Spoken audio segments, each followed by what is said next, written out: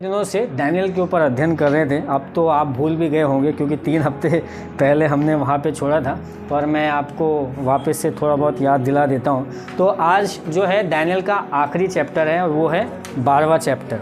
और ये जो 12वां चैप्टर है, 12 अध्याय है, ये 10 से शुरू हुआ है। और जो दूत है जो आया है, जिसका दर्शन उसे मिला है, वही दर्शन उसे वही दूत उसे बताया जा रहा है। उस दर्शन को वो क्या कर रहे हैं, देखते जा रहे हैं। और उसका ही कंटिन्यू ये 12वां अध्याय। तो मतलब 10 से जो शुरू हुआ है, एक दूत और एक दर्शन वो देख रहा है डैनियल, और वहाँ से शुरू होते 11 अध्याय और 11 के बाद में 12 अध्याय। तो हमने जब देखा था तो उसमें डैनियल दर्शन देख रहा है, उससे स्वर्गदूत उसे कुछ समझा रहे हैं। जो उसको समझ में नहीं आ रहा वो दूतों से पूछ रहा है, परमेश्वर से पूछ रहा है। 10 अध्याय वैसे में गया। 11वां अध्याय में उसे दूत बता रहे हैं कि एक के बाद बहुत सारे राजा आएंगे, बहुत सारे राज्य उठेंगे और बहुत सारे लोग यहाँ पर आएंगे जो राज्य करेंगे। और बहुत सारे समय पे ऐसा होगा कि लोगों की सुनी नहीं जाएगी, मसीहों के ऊपर सताव होगा। 11वां अध्याय वहाँ पर ख़त्म होता है। अब 12वां अध्याय पे आते हैं और 12वां अध्याय भी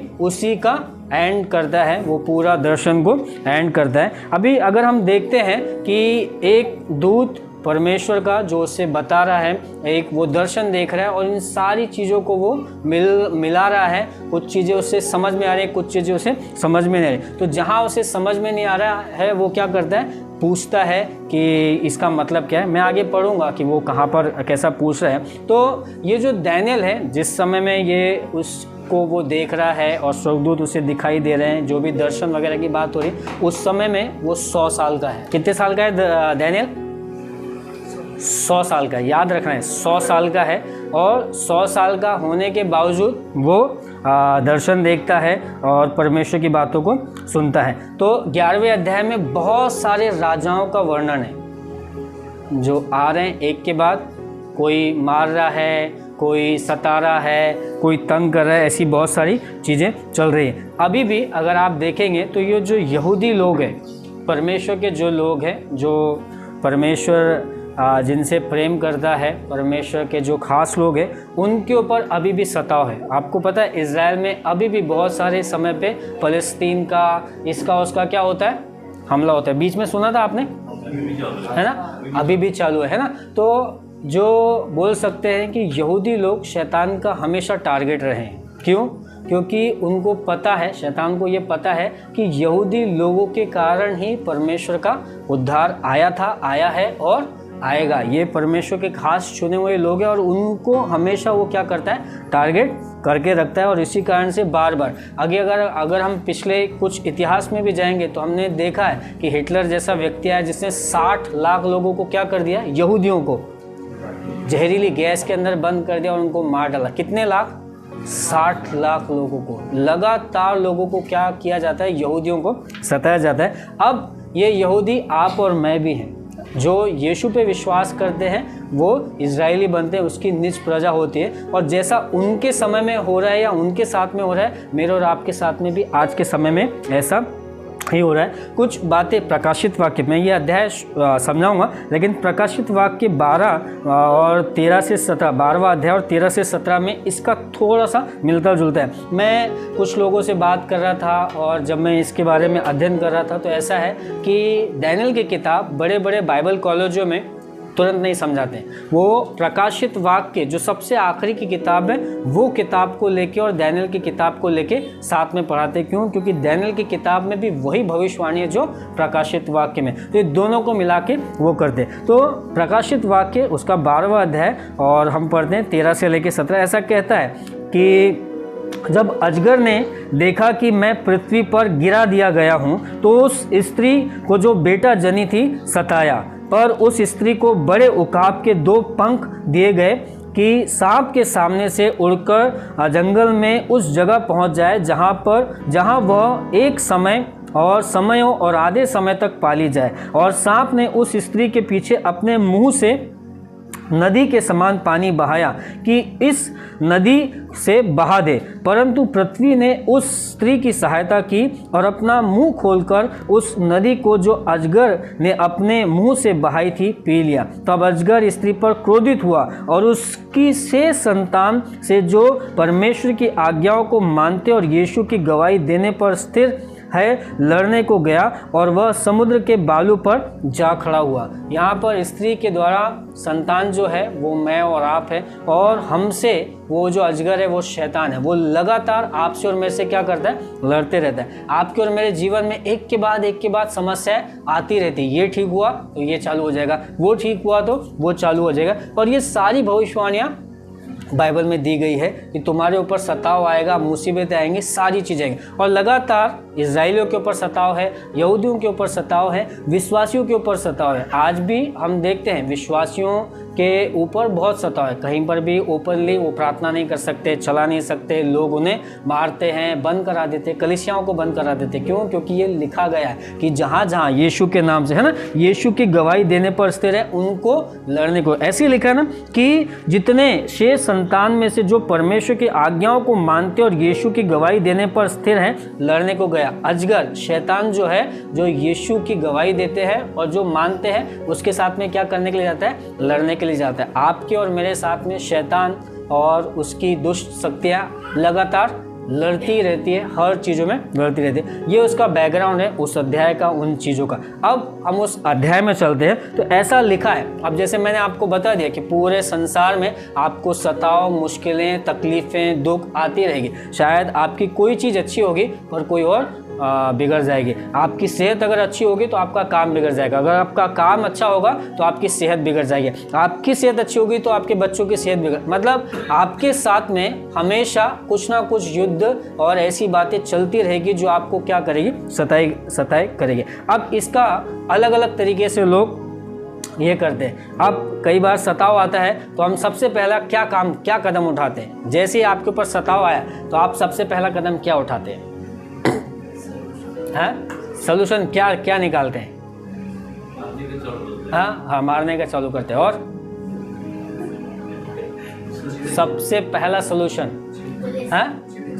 चिड़चिड़। अच्छा, और सीमा बताएगी, चिल्लाना। हाँ, और मैं आपको बताता हूँ सबसे पहला सोल्यूशन आप और मैं हम हमेशा निकाल बोले संडे चर्च ही नहीं जाऊँगा, जाने दो, दिमाग खराब, काम ही नहीं चल रहा है। हमारा सबसे पहला बोला परमेश्वर से दूर जाना है। और यही चीज़ आज भी होती है। हमको कुछ दिखाई नहीं देगा, बोला इसके साथ झगड़ा हुआ, अरे परमेश्वर ने क्या किया है, इसके साथ बहस हुई, परमेश्वर ने किया। सबसे पहले अपन कहाँ जाते हैं, बोला नहीं अभी चर्च ही नहीं जाएंगे यार, कोई प्रभु चल नहीं रहा है, सुन नहीं रहा है हमारी बातें। हम सबसे पहला अपना एक ही चीज़ निकालते हैं। कुछ भी समस्या आई तो सबसे बड़ा दुश्मन कौन है? हाँ, अरे बीवी से झगड़ा हो रहा है भाई, ये क्या लफड़ा है? लफड़ा बीवी के साथ हुआ है और गुस्सा किसको दिखा रहे? तो जैसे ही अभी मैं बड़े बड़े पास्टर लोगों का सुनता हूँ तो वो बहुत अच्छे से बताते हैं कि कुछ भी हो जाए तुम्हारे घर में, लेकिन सबसे पहली चीज़ जो निकलेगी, बोला चर्च नहीं जाना है।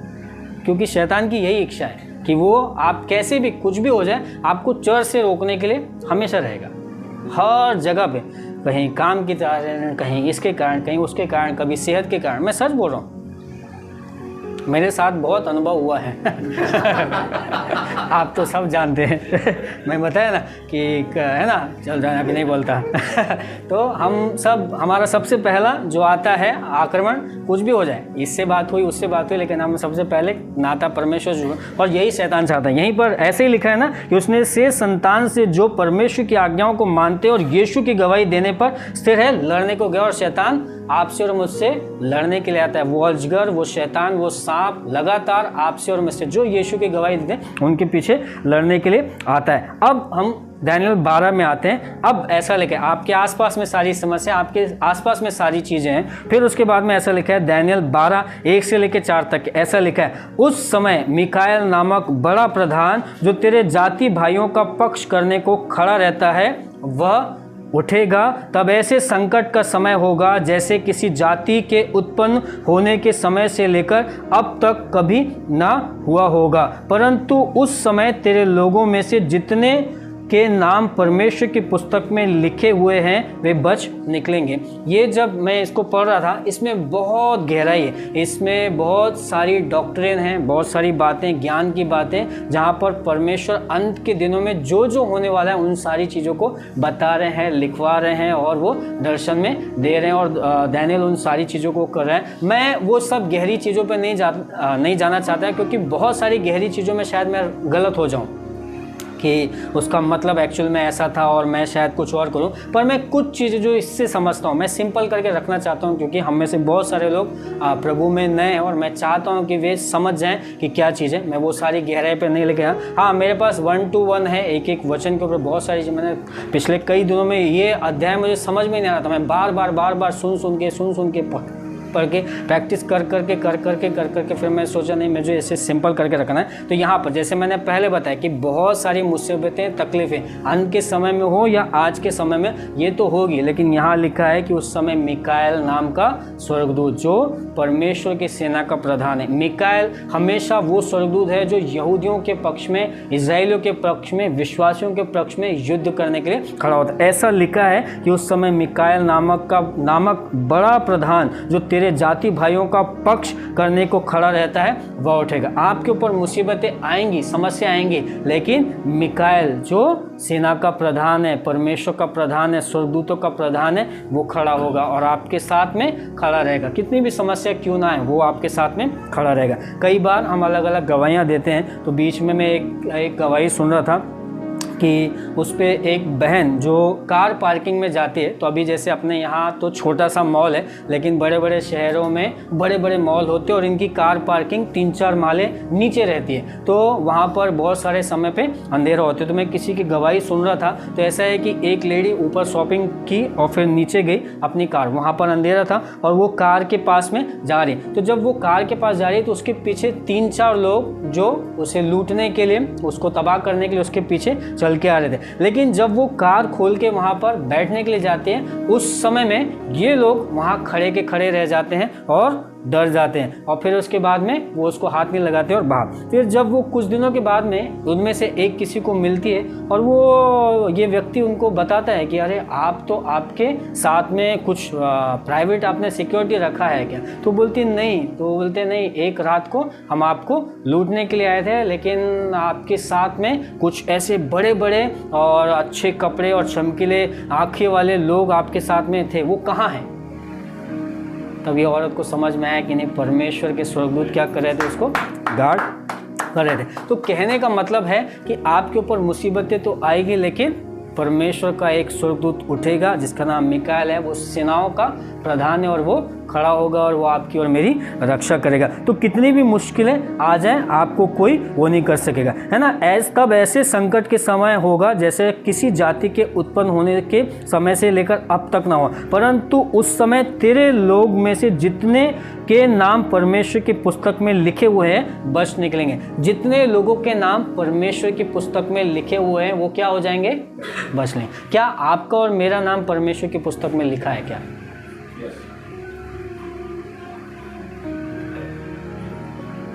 लिखा होना चाहिए, लिखा होना चाहिए। अगर हमारा नाम उस पुस्तक में लिखा था, अब इसको लिखाने के लिए आपको विश्वास करने की ज़रूरत है। ऐसा नहीं कि आपने यहाँ चंदा दे दिया, लो 551 रुपये मेरा नाम लिख देना और आपका नाम फिर सब जगह आ जाए ना, बाहर जहाँ मेरा नाम लिखा है वहाँ नीचे लिखवा देते हैं। ऐसा कुछ भी नहीं होगा। आपको विश्वास करना पड़ेगा और परमेश्वर के नाम से बपतिस्मा लेना पड़ेगा, तब आपका नाम जीवन की पुस्तक में, जितने लोगों का नाम उस जीवन की पुस्तक में होगा वे क्या हो जाएंगे? बच जाएंगे। फिर उसके बाद जो भूमि के नीचे सोए रहेंगे उनमें से बहुत से लोग जाग उठेंगे और कितने तो सदा के जीवन के लिए और कितने अपनी नामधारी और सदा तक के अनंत घिनौने ठहरने के लिए। यहाँ पर भूमि के नीचे सोए हुए लोग, वही लोग जो यीशु के पहले मारे गए, जो प्रभु को जानते थे और जो प्रभु को नहीं जानते थे, भूमि के नीचे। अब यहाँ पर भी मैं जब ये पढ़ रहा था, अपन हमेशा स्वर्ग और नरक की बात करें, यहाँ पर वो स्वर्ग और नरक एक ही, अधलोक, जहाँ पे बार बार बाइबल में बताया गया अधलोक, तो है ना। एक जगह पे एक लाजर नाम का आदमी है और वो गरीब है, बराबर ऐसी कहानी, वो गरीब है और एक धनवान है जो मरते हैं और मरने के बाद मतलब धनवान पूरा अपनी धन संपत्ति खाता पीता ऐश करता है और लाजर जो है वो टुकड़ों पे पलता है और बड़ी मुश्किल से उसका ज़िंदगी कटती है। और फिर उसके बाद में जब वो मरते हैं तो जो ये लाजर है वो अब्राहम की गोद में लेटा हुआ है और भिखारी उसके आसपास में हैं। तो मतलब ये जो है अधलोक के नीचे और ऊपर का ही कहीं ऐसा है। जब मैं इस पे पढ़ रहा था, सुन रहा था, तो ऐसा बताया गया कि वो अधलोक और ये दोनों जगह नीचे, तो भूमि के नीचे वो लोग भी सोए हैं जिन्होंने पाप किया और वो लोग भी हैं जो परमेश्वर की बातों को मान। लेकिन वो सारे लोग क्या होंगे? जाग उठेंगे। कुछ लोग जो है महिमा पाने के लिए, परमेश्वर के पास में जाने के लिए, और कुछ लोग हमेशा का न्याय वो करने के लिए जाग उठेंगे। और जो लोग बोल सकते हैं जिनका नाम परमेश्वर की पुस्तक में है वो भी परमेश्वर के साथ में बने रहेंगे, है ना। तो यहाँ पर हमको साफ चीज़ें दिखाई देती है। अगर मैं और आप अगर अच्छे काम करते हैं तो हम महिमा पाने के लिए, ऐसे लिखा है कि बहुत से लोग सदा के जीवन के लिए, अनंत काल के लिए जाग उठेंगे और बहुत सारे लोग अनंत काल के नरक के जीवन के लिए वो करेंगे। फिर तीसरा वचन कहता है, तब सिखाने वालों की चमक आकाश मंडल की सी होंगी और जो बहुतों को धर्मी बनाते हैं वे सर्वदा तारों के समान प्रकाशमान रहेंगे। सिखाने वाले, और जो बहुत लोगों को, बहुत सारे लोग सिखा रहे हैं, बहुत सारे लोग सिखा रहे हैं, क्या सही तरीके से सिखा रहे हैं। यहाँ पर लिखा है कि तब सिखाने वालों की चमक आकाश मंडल सी होगी और जो बहुतों को धर्मी बनाते हैं वे सर्वदा तारों के समान प्रकाशमान रहेंगे। मैं और आप, हम हमारी ज़िंदगी बहुत जीते हैं, हम हमारे बारे में बहुत सोचते हैं, लेकिन यहाँ पर आपको और मुझे सीखना है कि हमें धर्मी लोगों को बनाना है। अपने लिए तो हर एक जन जीता है, बराबर ना, हर एक जन अपने लिए सोचता है अपने। यहाँ पर लिखा है कि जो लोग बहुतों को धर्मी बनाते हैं वे लोग सर्वदा तारों के समान प्रकाशमान होंगे। परंतु हे दानियल, तू अब इस पुस्तक की मोहर करके इस वचन को अंत समय तक के लिए बंद रख। बहुत से लोग पूछताछ और ढूंढ ढांड करेंगे और इससे ज्ञान भी बढ़ जाएगा। परमेश्वर यहाँ पर दानियल को क्या कह रहे हैं कि इस पुस्तक को क्या कर, मुहर बंद कर दे, किसी को बता मत, क्योंकि बहुत सारे लोग पूछताछ करेंगे। फिर जब हम प्रकाशित वाक्य में पढ़ते तो वहाँ पर यूहन्ना को परमेश्वर कहते हैं कि इसको खोल, क्योंकि अब समय आ गया है। तो ये दोनों किताबों को मिलाकर ये लोग क्या करते हैं, स्टडी करते हैं। दानियल से लेके प्रकाशित वाक्य तक के एक ही चीज़ आती है। एक जगह पे वो परमेश्वर कहता है कि अब छुपा के रख, और वहाँ पर कहता है अब उजागर कर। क्यों? क्योंकि समय अंत समय में आ गया। अब इसमें बहुत सारे कैलकुलेशन जो आपको समझ में नहीं आएंगे कि 2000 साल और 1290 दिन, इस तरीके के कैलकुलेशन है इसमें। आगे जब हम पढ़ते तो इस तरीके के कैलकुलेशन है। तो मैं कुछ लोगों का सुन रहा था तो वो बोलते हैं कि परमेश्वर के लिए 1000 साल कितना दिन होता है? एक दिन होता है। और दानियल को और यूहन्ना को परमेश्वर वही कहते हैं कि तू ठहरा रहे और देखते रहे और परमेश्वर का दिन तेरे साथ साथ में आएगा। तो जब मैं ये चीज़ें पढ़ रहा हूँ तो मुझे ऐसा लगता है कि परमेश्वर का समय इन समय में भी है। आपको और मुझे क्या करना है? अपने आप को प्रिपेयर करना है, अपने आप को तैयार करना है। फिर आगे हम पढ़ते हैं, ऐसा लिखा है, यह सब सुन मुझ दानियल ने दृष्टि करके क्या देखा कि 2 पुरुष खड़े हैं, एक तो नदी के इस तट पर और दूसरा नदी के उस तट पर। तब जो पुरुष सन का वस्त्र पहने हुए नदी के जल के ऊपर था उसने उन पुरुषों में से एक से पूछा, इन आश्चर्य कर्मों का अंत कब तक होगा? तब जो पुरुष सन के वस्त्र पहने हुए नदी के जल के ऊपर था उसने मेरे सुनते दाहिना और बायां अपने दोनों हाथों को स्वर्ग की ओर उठाकर सदा जीवित रहने वाले की शपथ खाकर कहा, यह दशा 3.5 काल तक रहेगी, और जब पवित्र प्रजा की शक्ति टूटते टूटते समाप्त हो जाएगी तब ये सब बातें पूरी होंगी। तो यहाँ पर दानियल है जो नदी के किनारे खड़ा है, और एक 2 पुरुष है, एक नदी के इस तरफ में है, एक नदी के उस तरफ में है, और इनके बीच में एक व्यक्ति खड़ा है और जिसको यीशु बताते हैं। इतिहासकार इसे यीशु बताते हैं जो नदी के बीच में खड़ा है। तो एक तरफ का व्यक्ति दूसरे तरफ और इनसे पूछता है कि ये जो बातें आप बता रहे हैं कि ऐसा होगा, है ना, तकलीफें आएंगी, मुसीबतें आएंगी और परमेश्वर का राज आएगा, ये कब होगा? तब जो बीच में है यीशु मसीह, वो परमेश्वर की ओर क्या करता है? अपने हाथों को उठाता है और कहता है, क्या कहता है कि सदा जीवित रहने वाले की शपथ खाकर कहा, यह दशा 3.5 काल तक ही रहेगी, और जब पवित्र प्रजा की शक्ति टूटते टूटते टूटते समाप्त हो जाएगी, तब ये सब बातें पूरी हो जाएगी। आज हमारी शक्तियाँ बहुत सारे टाइम पे टूटते टूटते क्या होती है, समाप्त होती है, हम कमज़ोर पड़ जाते हैं। और ये समय अंत का समय है, जहाँ पर परमेश्वर यीशु मसीह के फिर से आने का समय। यहाँ पर ये दो लोग पूछ रहे हैं और यीशु क्या कर रहे हैं, उनको बता रहे हैं। ये तो बोल सकते हैं ना कि ये दर्शन वो देख रहे हैं, ये सब सारी चीज़ें। मेरे लिए इसमें और कुछ बातें जो मुझे बहुत पसंद आती है। मैं बताया कि दानियल जो है कितने साल का है, 100 साल का। 100 साल का व्यक्ति वो ये सारी चीज़ें देख रहा है। फिर उसके बाद में जब वो ये सब सारी चीज़ें देख रहा है तो आगे 8वां वचन में ऐसा लिखता है, यह बात मैं सुनता तो था परंतु कुछ ना समझा। तब मैंने कहा, हे मेरे प्रभु, इन बातों का अंत फल क्या होगा। कितने साल का आदमी है, 100 साल का आदमी। वो ये बातें सुन रहा है, ये एक स्वर्गदूत कुछ बोल रहा है, प्रभु यीशु कुछ बोल रहे हैं, वहाँ पर कुछ और चीज़ें चल रही, ये सारी चीज़ें देख रहा है, सुन रहा है, वो लोग कुछ कुछ बातें कर रहे हैं, सब कुछ हो रहा है। लेकिन दानियल को सुनने को नहीं आ रहा। सुन तो रहा है, यह बातें मैं सुनता तो था परंतु कुछ भी समझ नहीं आ रहा। कई बार ऐसा होता है ना, अभी मैं भी यहाँ बातें तो कर रहा हूँ, आप में से बहुत सारे लोगों को शायद समझ में आ रहा हो, नहीं आ रहा हो। मेरे को देख के मेरे को बोल सकते हैं ना, आप मुंडी हिला सकते हैं, बोला हाँ समझ में आ रहा है, हो सकता है कोई बात नहीं, नहीं समझ में आ रहा है। इसको भी वहाँ पर स्वर्गदूत कुछ बोल रहे हैं, ऐसा हो रहा है, वैसा हो रहा है। अभी जैसे मैंने भी बहुत सारी बातें बताई, बोला हाँ ये है, ये है, ये है। अब आप में से सोच सकते हो कौन दानियल, कौन है, क्या है। हो सकता है। लेकिन दानियल 100 साल का व्यक्ति है, वो सुन रहा है लेकिन समझ नहीं आ रहा है, तो भी वो एक चीज़ कर रहा है, बोला भाई आप ये जो बोल रहे हैं प्रभु, है ना, यही ऐसा कर रहे हैं ना, परंतु ना समझा। तब मैंने कहा, हे प्रभु, इन बातों का अंत फल क्या होगा। वो समझने की कोशिश कर रहा है। जब समझ में नहीं आ रहा तो वो पूछ रहा है कि भाई इन बातों का अंत क्या होगा, इन बातों को हम कैसे समझेंगे, इन बातों को आप कैसे वो करेंगे। आपको और मुझे जब हम उसको देखते हैं तो हमें समझने की ज़रूरत है कि एक 100 साल का बूढ़ा, अब वो उसका ज़्यादा ज़िंदगी नहीं है, उस समय पे भी वो सुनने और समझने की शक्ति मांग रहा है कि मुझे समझाइए कि आप क्या कहना चाहते हैं, आप क्या बोलना चाहते हैं, आप क्या वो करना चाहते हैं। आपको और मुझे समझने की बहुत ज़रूरत है कि हमें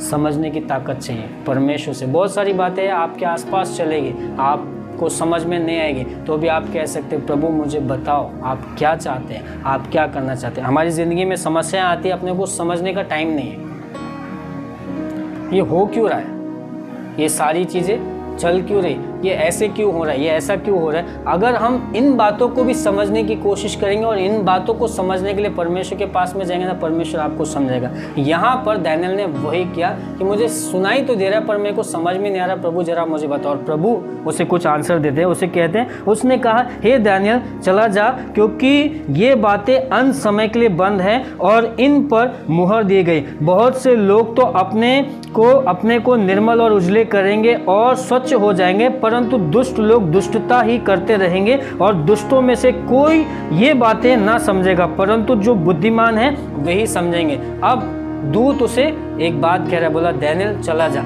अब यहाँ पर वो उसको भगा नहीं रहा है, वो उसे कह रहा है कि तेरी उम्र हो गई, तू 100 साल का हो गया, तूने बहुत, जितनी बातें तुझे समझाने की थी मैं 10 अध्याय से 9 अध्याय से तुझे समझाते हैं, सब बातों का मतलब बताया, लेकिन कुछ बातें तेरे मतलब की नहीं, अब तू चला जा। तेरी जो बोल सकते हैं ना, तेरी रेस पूरी हो गई, तूने बहुत सारे अच्छे अच्छे काम किए, तूने राजाओं के साथ में, कई राजाओं के साथ में उठा बैठा, उनके सपने बताए, अब तेरा समय हो गया, अब तू चला जा। ये जो बातें हैं ये अनंत काल के लिए, और इसको सिर्फ बुद्धिमान लोग ही समझ पाएंगे और दुष्ट लोग बिल्कुल भी समझ नहीं पाएंगे। बहुत से लोग तो अपने मन को निर्मल और उजले करेंगे और स्वच्छ हो जाएंगे, परंतु दुष्ट लोग दुष्टता ही करते रहेंगे और दुष्टों में से कोई ये बातें ना समझेगा, परंतु जो बुद्धिमान है वे ही इसे समझेंगे। मैं और आप आज भी वही चीज़ चालू है कि बहुत सारे लोग बहुत सारी बातों को समझते नहीं और उन्हें समझ में भी नहीं आता और वो वैसे के वैसे रह जाते। पर बुद्धिमान लोग क्या करते हैं, सही बातों को सुनने के लिए, समझने के लिए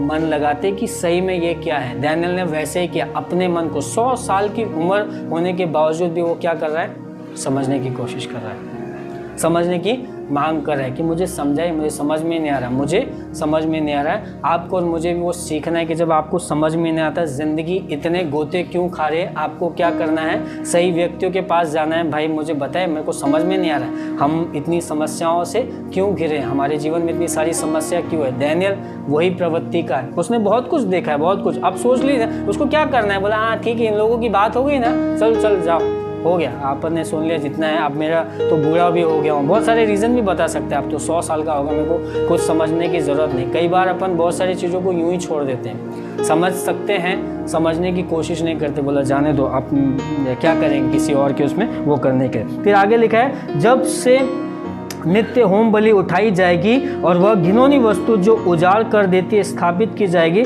तब से 1290 दिन बीतेंगे। क्या ही धन्य है वह जो धीरज धरकर 1335 दिन के अंत तक भी पहुँचे। अब तू जाकर अंत तक ठहरा रहे और तू विश्राम करता रहेगा और उन दिनों के अंत में तू अपने निज भाग पर खड़ा होगा। डैनियल को स्वर्गदूत उसे कह रहे हैं कि अब तू जा और विश्राम कर, तूने बहुत सारे काम किए, है ना। कितनी भली और मनोहर बात है, जहाँ पर एक स्वर्गदूत, परमेश्वर उसके साथ में, यीशु उसके साथ में खड़े हुए हैं और अब वो डैनियल को कह रहे हैं कि अब तेरा टाइम हो गया है, तू विश्राम कर, क्योंकि तूने बहुत सारी चीज़ों को देखा है और जब परमेश्वर आएगा तो तेरा क्या हो जाएगा, तू उन दिनों के अंत में अपने निज भाग पे क्या होगा, खड़ा रहेगा। क्यों डैनियल अपने निज भाग पे खड़ा रहेगा, क्या कारण है? परमेश्वर की इच्छा वो पूरी करता है, उसने वही सारी चीज़ें किया जो परमेश्वर ने उसको बताते गए, है ना। वो सारी बोल सकते हैं ये पूरे दर्शनों में 6-7 के बाद से हमने दर्शन देखे। हर दर्शन का वो मतलब पूछता है, हर बात का वो मतलब पूछता है। जब उसको समझ में नहीं आता तो भी वो पूछता है, प्रभु ये क्या है, वो क्या है, इस तरीके से, और सारी चीज़ें उसको बताई जाती है और परमेश्वर उसको एक एक चीज़ें बताते चला जाता है, बताते चला जाता है। कई बार मैं और आप, हम बोल सकते हैं ना कि हम अपने बारे में सोचते हैं और अपनी चीज़ों के ऊपर हम फोकस करते हैं और परमेश्वर की बात और परमेश्वर का भवन और परमेश्वर की चीज़ों के बारे में हम बिल्कुल भी ध्यान नहीं करते। यहाँ पर ये व्यक्ति खुद के बारे में तो सोच ही रहा है, पर साथ साथ में परमेश्वर के बारे में भी सोच रहा है, उसके प्रजा के बारे में सोच रहा है, बाद के लोगों के बारे में सोच रहा है कि बाद में क्या होना है, बाद में क्या होगा। और इसी कारण से परमेश्वर से वो वरदान देते हैं कि तू अपनी निज क्या होगा, अपने निज भाग पर खड़ा होगा। मैं और आप, अगर आप आपके निज भाग पे खड़ा होना चाहते हैं इस संसार में और इस संसार के बाहर भी, आपको क्या करना पड़ेगा, डैनियल के समान हर बातों के पीछे परमेश्वर के पास में जाना पड़ेगा। छोटी छोटी चीज़ों के लिए अपन सोचते हैं हम खुद ही हल निकालें, लेकिन अगर आप देखेंगे तो डैनियल छोटी छोटी बातों में भी क्या कर रहा था, परमेश्वर के पास में जा रहा था कि परमेश्वर आप मुझे बताइए, आप मुझे समझाइए, आप मुझे वो कीजिए। और इसी कारण से परमेश्वर ने उसे क्या किया, आशीष दिया। आप और मैं अगर आशीष पाना चाहते हैं निज भाग में, हमारे बहुत सारे निज भाग में कोई और डेरा डाल के, बहुत लोगों का यही तकलीफ है कि हमारे निज भाग में कोई और ये कर लिया, हमारी दौलत कोई और छीन लिया, हमारा घर कोई और छीन लिया, हमारा चर्च कोई और छीन लिया, हमारे लोगों को कोई और छीन लिया। मैं आपको बताना चाहता हूँ, आप परमेश्वर के साथ में, मैं कल संतोष भाई के घर पे गया था और उनको मैं गवाही दे रहा था कि कुछ साल पहले मैं 12,600 रुपये की नौकरी करता था और उसके बाद मैंने कुछ स्टेप लिए, बहुत सारी चीज़ें, और ऐसा हुआ कि जब मैं उससे बाहर निकला तो पूरा खाली हाथ मेरे को किसी से उधार लेके घर भाड़े पे लेना पड़ा, क्योंकि मेरा पीएफ का 2 लाख रुपए था, वो भी मैंने उधर लगा दिया। मतलब मैं पूरे जी जान से कूद गया और फिर ऐसा लगा अरे यार ये तो मतलब ये, और फिर उससे जब मैं टूट के निकला तो 12,600 का वो था, उससे मैंने काम छोड़ा था और फिर बाद में पूरा मेरा पीएफ चला गया, सब कुछ चला गया।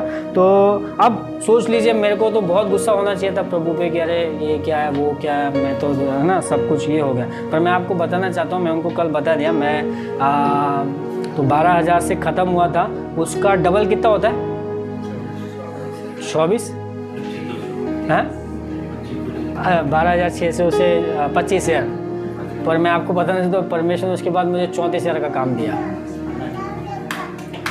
तो जो मेरा 2-2.5 साल में गया था, वो परमेश्वर ने मुझे, अब दोस्त मैं कहीं काम करता तो 12,600 से कितना साल ही बढ़ता है जनरली 10%, 12,600 से दूसरे साल 13,000 कुछ होता, फिर उसके बाद 14,000, चलो मैक्सिमम 15,000 होता, बराबर ना। परमेश्वर के साथ आप बने रहिए। आपको आपके निज भाग में 2 गुना आशीष देके बाहर वो करता है। 34,000 कहाँ 12,000 और विदिन 2 ईयर्स में मैं 34,000 पे खड़ा हो गया। क्यों? क्योंकि परमेश्वर के भाग को मैंने पकड़ा रहा और परमेश्वर ने क्या किया, तू मेरे लिए बना रहा है, मैं तेरे निज भाग में तुझे क्या करूँगा, खड़ा करूँगा। फिर वहाँ से जो शुरुआत हुई और उसके बाद में ज़िंदगी आपके सामने कैसे परमेश्वर उठाते चले। आपको और मुझे क्या करना है, बस परमेश्वर को थामे रहना है। हर छोटी से छोटी चीज़ के लिए परमेश्वर के पास जाना है। डैनियल के समान हर छोटी चीज़ के लिए कहाँ जाना है, परमेश्वर के समान। आपके जीवन में, मेरे जीवन में अगर समस्या है, हम कहाँ जाएंगे, परमेश्वर के पास में। जब हम परमेश्वर के पास जाते हैं, परमेश्वर हमको हमारे इसके समान अंत में तू अपने निज भाग पे खड़ा होगा। आपको परमेश्वर आपके निज भाग पे खड़ा करेगा। बस आपको क्या करना है, परमेश्वर के साथ में जाना है। तो दो या तीन चीज़ें जो हमने यहाँ से देखी कि डैनियल छोटी छोटी चीज़ों में क्या कर रहा था, परमेश्वर के पास में जा रहा था। जहाँ उसको समझ में नहीं आ रहा था, वो क्या कर रहा था, परमेश्वर से पूछ रहा था। आपको जहाँ समझ में नहीं आता, परमेश्वर के वचनों को ढूंढिए, परमेश्वर की बातों के पास में जाए। आइए प्रार्थना करते हैं, ख़त्म करते हैं। ये गीत गुनगुनाने की कोशिश करते हैं, जितना मैं तेरे पास रहूँगा। आइए हम सब खड़े हो जाएं, अपनी आंखों को बंद करेंगे।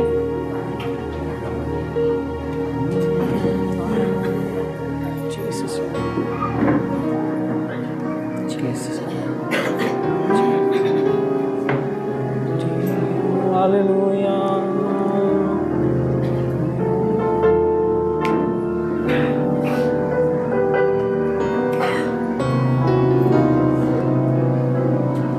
जितना मैं तेरे पास रहूँगा, उतना ही मजबूत बनूँगा।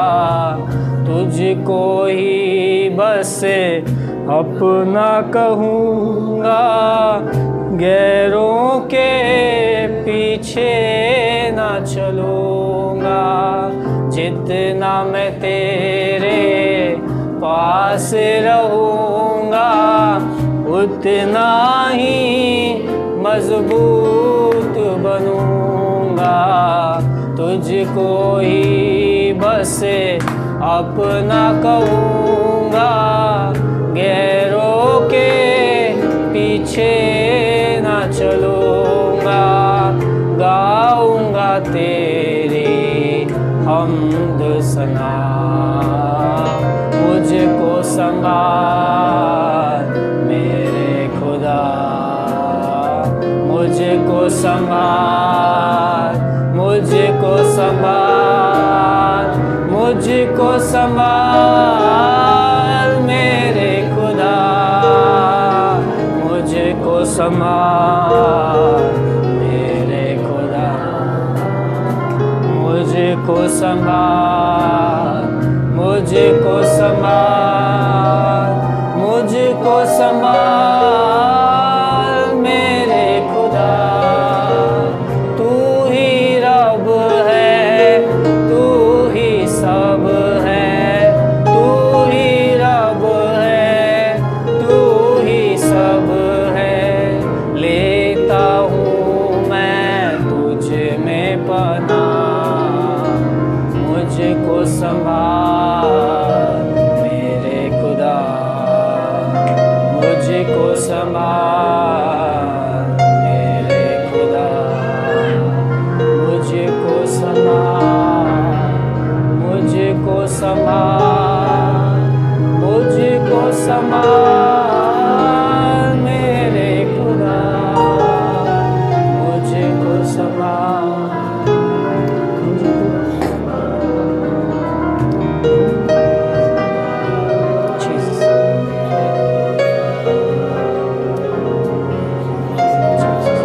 आपको धन्यवाद देते परमेश्वर, धन्यवाद देते इन सारी बातों के लिए प्रभु। प्रार्थना करते डैनियल के समान आप हमें अपने करीब और करीब और करीब रहने दीजिए प्रभु। सहायता कीजिए प्रभु कि हम डैनियल के समान आपके करीबी बन जाएं प्रभु। हर बात के लिए आपके करीबी हो जाए प्रभु। हर चीज के लिए आपको पूछे परमेश्वर। हर बातों के लिए आपके पास आए प्रभु। प्रार्थना करते हैं इन बातों से आप हमें गहरी समझ दीजिए प्रभु। शायद हमारी जो बातें हैं परमेश्वर वो बहुत सादी हो, पर हम जानते परमेश्वर तू आत्माओं को जीतने वाला परमेश्वर है। तू हमसे कई गुना बढ़कर बात करता है प्रभु। मेरे शब्दों से बढ़कर तू कार्य करता है प्रभु। प्रार्थना करता हूँ इन बातों से हृदयों को जोड़ दीजिए प्रभु। इन गहरी बातों से परमेश्वर आप हमारे हृदय में कार्य कीजिए। यहाँ पर अगर कोई उदास है, तकलीफ में, यीशु के नाम से उनकी तकलीफें जाती रहे परमेश्वर। हर एक दर्द, हर एक पीड़ा, हर एक बीमारी, हर एक कर्जा यीशु के नाम से जाने दीजिए परमेश्वर। आप नए नए मार्ग खोलिए परमेश्वर कामयाब होने के लिए। आप नई नई बातों को लेकर प्रभु चंगे होने के लिए। मैं घोषित करता हूँ यहाँ पर आपकी चंगाई भरी आत्मा उतरे और हर एक को छू ले प्रभु। हर एक बीमार यहाँ से चंगा हो जाए। हर एक कर्जदार यहाँ से प्रभु आशीषित हो जाए। हर एक जरूरतें यहाँ से दूर हो जाए परमेश्वर। आपकी महिमा सभी के ऊपर होने दीजिए प्रभु। आपकी महिमा सबके ऊपर होने दीजिए प्रभु। धन्यवाद देते हैं। प्रार्थना प्रभु यीशु के नाम से करते हैं। प्रभु आप सबको